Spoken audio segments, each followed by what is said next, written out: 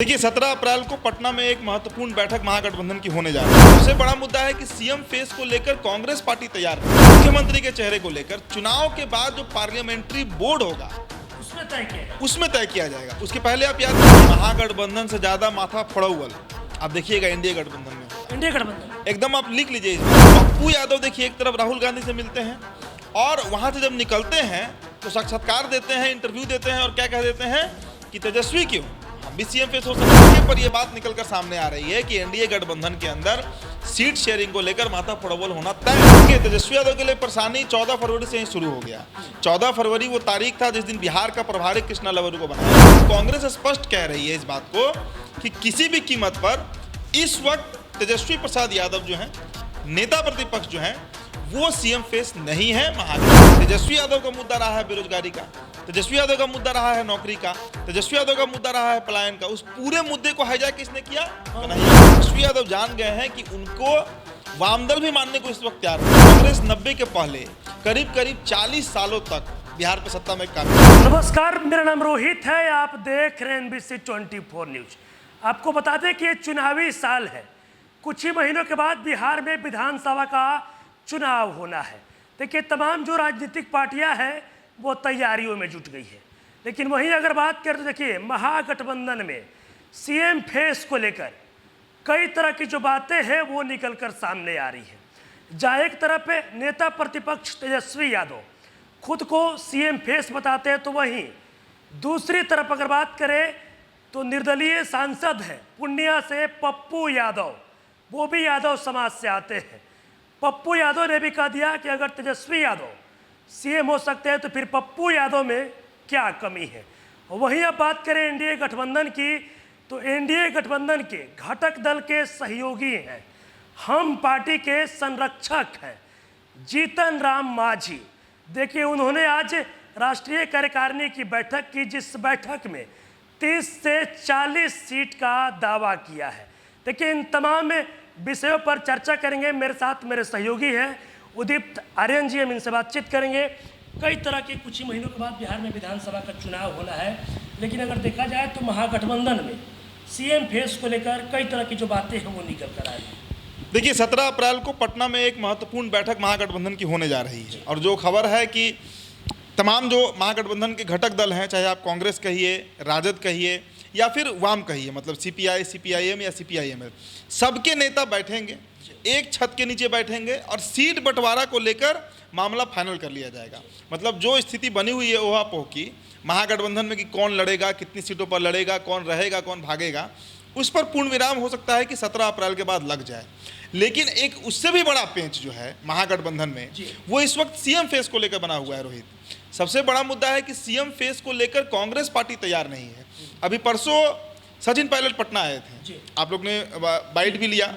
उन्होंने क्या कहा कि सीएम फेस को लेकर, मुख्यमंत्री के चेहरे को लेकर चुनाव के बाद जो पार्लियामेंट्री बोर्ड होगा उसमें तय किया जाएगा। उसके पहले आप याद कीजिए कृष्णा लवरू, उन्होंने भी ऐसा ही बात कहा था कि चुनाव आने दीजिए तब हम तय करेंगे कि सीएम फेस कौन होगा। मतलब कांग्रेस स्पष्ट कह रही है इस बात को कि किसी भी कीमत पर इस वक्त तेजस्वी प्रसाद यादव जो है नेता प्रतिपक्ष जो है वो सीएम फेस नहीं है महागठबंधन के।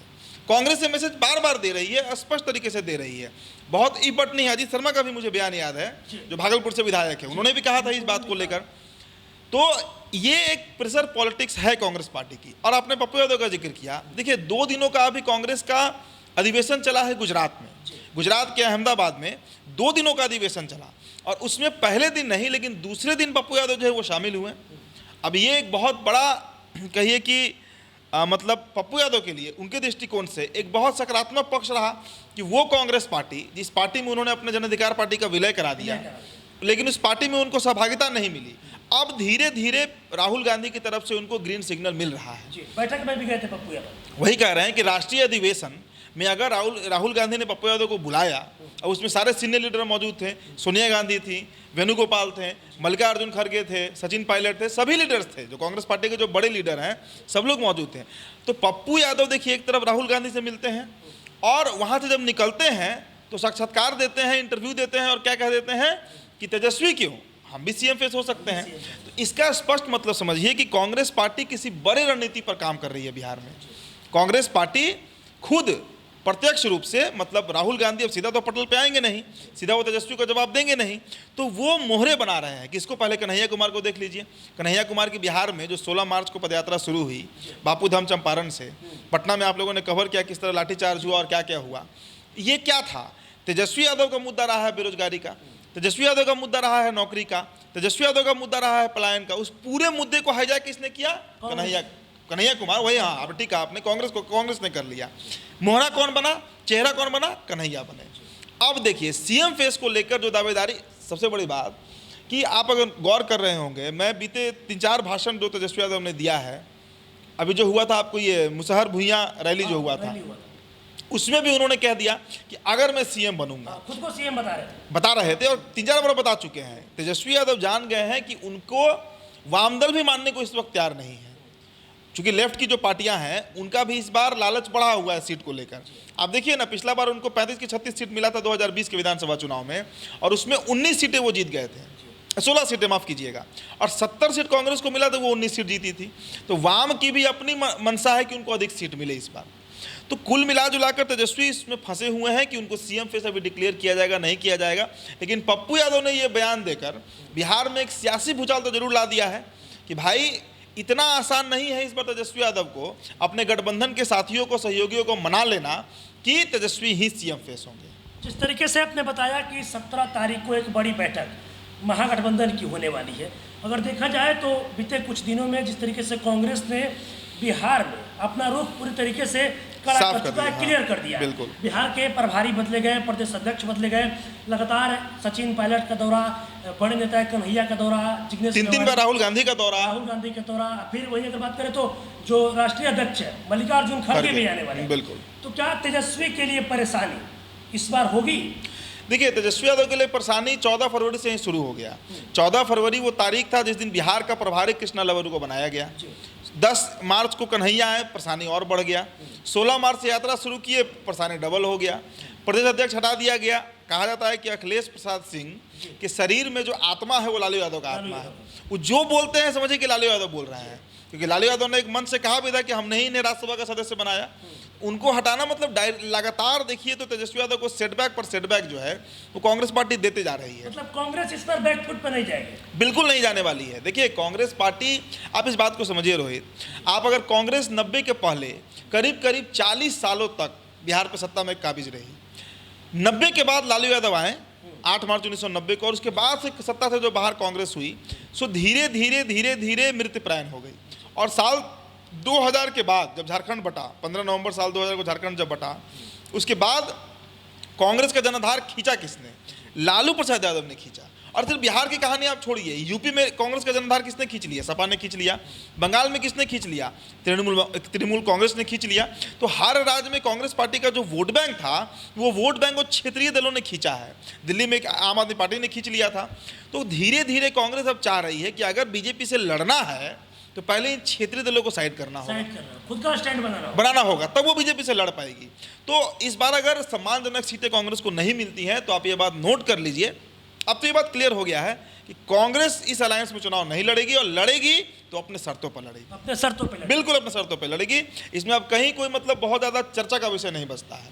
वही अगर बात करें तो एनडीए गठबंधन, जहाँ एक तरफ एनडीए के तमाम जो नेता हैं वो ये बातें कहते नहीं थकते कि एनडीए गठबंधन पूरी तरीके से एकजुट है, लेकिन आज जो एनडीए गठबंधन के सहयोगी दल है, हिंदुस्तानी अवाम मोर्चा के राष्ट्रीय संरक्षण है, बिहार के पूर्व में मुख्यमंत्री भी रह चुके हैं जीतन राम मांझी, उनके पार्टी के द्वारा राष्ट्रीय कार्यकारिणी की बैठक की गई, जिस बैठक में उन्होंने ये कहा कि अगर मुझे 30 से 40 सीट मिलती है तो मैं अगर 20 सीट भी जीतता हूँ तो जो भी योजनाएं होगी वो मैं लागू करवा सकता हूँ। तो इसको आप कैसे देखते हैं? देखिए, मेरा अपना मानना है कि महागठबंधन से ज़्यादा माथा फोड़ौल आप देखिएगा एनडीए गठबंधन में होगा। एनडीए गठबंधन एकदम, आप लिख लीजिए इस बात को। आप बताइए ना, जो सीट शेयरिंग का फॉर्मूला हमने 2 दिनों पहले स्टोरी भी किया था अपने एनबीसी पर, कि सीट शेयरिंग का फॉर्मूला जो दिल्ली में तय किया गया है, ललन सिंह और संजय झा डील कर रहे हैं जेडीयू की तरफ से, 100 सीट पर बीजेपी जेडीयू लड़ेगी, 18 सीट पर चिराग पासवान को लड़ाना है, और बाकी जो 25 सीट बचा उसमें कुशवाहा, मांझी और सहनी को भी एंट्री कराएंगे। सहनी की भी एंट्री हाँ एंट्री हो रही है, हमने स्टोरी किया था। तो अब आप बताइए कि 25 सीट में अगर 3 पार्टी को बांटा जाएगा तो ऑन एन एवरेज 8 सीट एक पार्टी को जाएगा। तो अब ये माथा फड़ोवल का सीन बनेगा। और मैंने कहा ना कि महागठबंधन से ज़्यादा खराब स्थिति एनडीए में होने जा रहा है। अभी तूफान के पहले की शांति है, अभी लग रहा है कि सब कुछ सही चल रहा है एनडीए में। लेकिन आप बताइए कि जो चिराग पासवान 5 सीट लेते हैं, किसमें, विधानसभा लोकसभा चुनाव में, वो क्या 18 सीटों पर मानेंगे? कतई नहीं मानेंगे। और देखिए ना, परसों उनके पार्टी में बैठक हुई, हुलास पांडे, राजू तिवारी और बड़े बड़े लीडर जो हैं बैठकर विधानसभा की तैयारी में लगे हुए हैं। जीतन राम मांझी जो शुरू से कह रहे हैं, दिल्ली चुनाव के समय भी उनका जो दर्द है वो निकला था बाहर कि चिराग को सीट दिया गया, हमको नहीं दिया गया, आपको याद होगा। तो हर मौके पर यह बात निकलकर सामने आ रही है कि एनडीए गठबंधन के अंदर सीट शेयरिंग को लेकर माथा फोड़बोल होना तय है। अब बताइए आप रोहित कि उपेंद्र कुशवाहा 8 सीट पर मानेंगे? नहीं मानेंगे। क्यों मानेंगे भाई?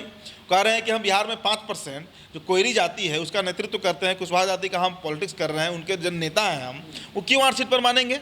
तो ये सबसे बड़ा दुविधा अभी और सबसे बड़ी समस्या एनडीए में खड़ी होने जा रही है। अब अमित शाह कैसे इसे डील करेंगे, नीतीश कुमार कैसे इसे डील करेंगे, ये तो वो लोग जाने।